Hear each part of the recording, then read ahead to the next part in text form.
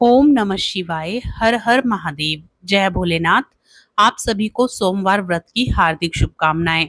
सोमवार का दिन भगवान शंकर को समर्पित होता है। आज के दिन भक्त भोलेनाथ को प्रसन्न करने के लिए विशेष पूजा अर्चना करते हैं। कुछ लोग आज के दिन व्रत भी रखते हैं ताकि शिव की विशेष कृपा प्राप्त की जा सके।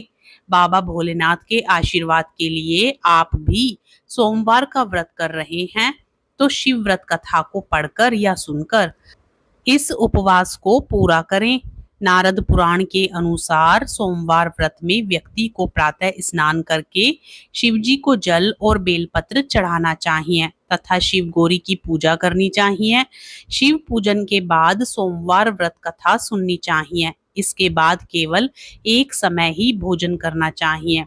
साधारण रूप से सोमवार का व्रत दिन के तीसरे पहर तक होता है, मतलब शाम तक रखा जाता है।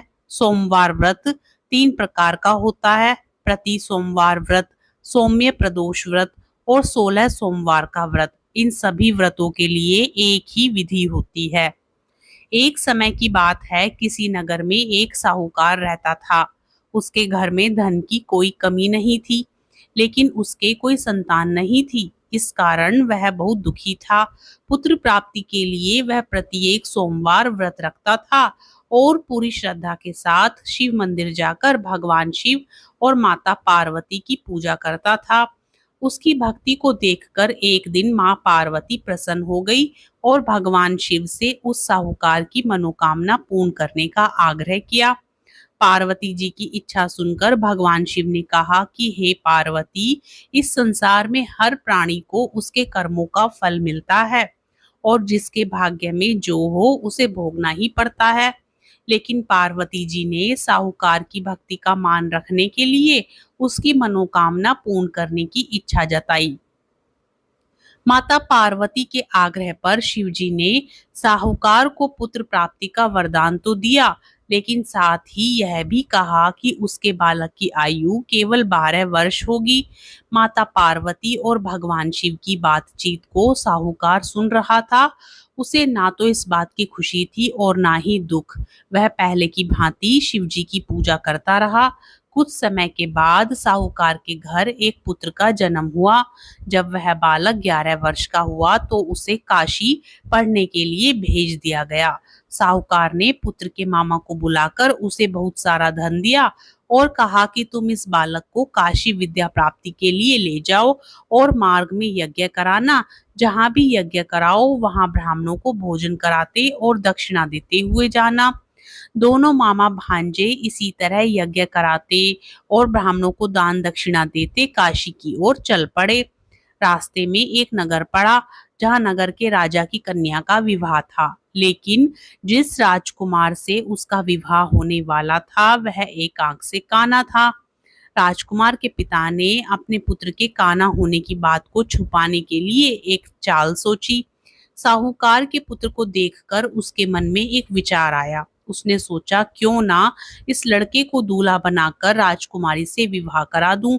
विवाह के बाद इसको धन देकर विदा कर दूंगा और राजकुमारी को अपने नगर ले जाऊंगा। लड़के को दूल्हे के वस्त्र पहनाकर राजकुमारी से विवाह कर दिया गया। लेकिन साहूकार का पुत्र ईमानदार था, उसे यह बात न्याय संगत नहीं लगी। उसने अवसर पाकर राजकुमारी की चुन्नी के पल्ले पर लिखा कि तुम्हारा विवाह तो मेरे साथ हुआ है, लेकिन जिस राजकुमार के संग तुम्हें भेजा जाएगा वह एक आंख से काना है। मैं तो काशी पढ़ने जा रहा हूँ। जब राजकुमारी ने चुन्नी पर लिखी बातें पढ़ी तो उसने अपने माता पिता को यह बात बताई। राजा ने अपनी पुत्री को विदा नहीं किया, जिससे बारात वापस चली गई। दूसरी ओर साहूकार का लड़का और उसका मामा काशी पहुंचे और वहां जाकर उन्होंने यज्ञ किया। जिस दिन लड़के की आयु 12 साल की हुई उसी दिन यज्ञ रखा गया। लड़के ने अपने मामा से कहा कि मेरी तबीयत कुछ ठीक नहीं है। मामा ने कहा कि तुम अंदर जाकर सो जाओ। शिव जी के वरदान अनुसार कुछ ही देर में उस बालक के प्राण निकल गए। मृत भांजे को देख उसके मामा ने विलाप शुरू किया। संयोगवश उसी समय शिवजी और माता पार्वती उधर से जा रहे थे। पार्वती ने भगवान से कहा, स्वामी, मुझे इसके रोने के स्वर सहन नहीं हो रहे। आप इस व्यक्ति के कष्ट को अवश्य दूर करें। जब शिवजी मृत बालक के समीप गए तो वह बोले कि यह उसी साहूकार का पुत्र है जिसे मैंने 12 वर्ष की आयु का वरदान दिया। अब इसकी आयु पूरी हो चुकी है। लेकिन मातृ भाव से विभोर माता पार्वती ने कहा कि हे महादेव, आप इस बालक को और आयु देने की कृपा करें, अन्यथा इसके वियोग में इसके माता पिता भी तड़प तड़प कर मर जाएंगे। माता पार्वती के आग्रह पर भगवान शिव ने उस लड़के को जीवित होने का वरदान दिया। शिवजी की कृपा से वह लड़का जीवित हो गया।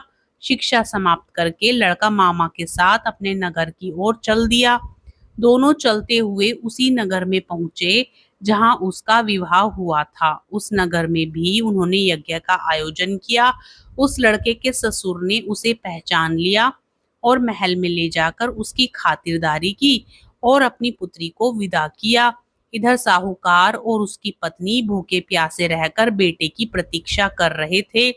उन्होंने प्रण कर रखा था कि यदि उन्हें अपने बेटे की मृत्यु का समाचार मिला तो वह भी प्राण त्याग देंगे। परंतु अपने बेटे के जीवित होने का समाचार पाकर वह बेहद प्रसन्न हुए। उसी रात भगवान शिव ने व्यापारी के स्वप्न में आकर कहा, हे श्रेष्ठी, मैंने तेरे सोमवार के व्रत करने और व्रत कथा सुनने से प्रसन्न होकर तेरे पुत्र को लंबी आयु प्रदान की है।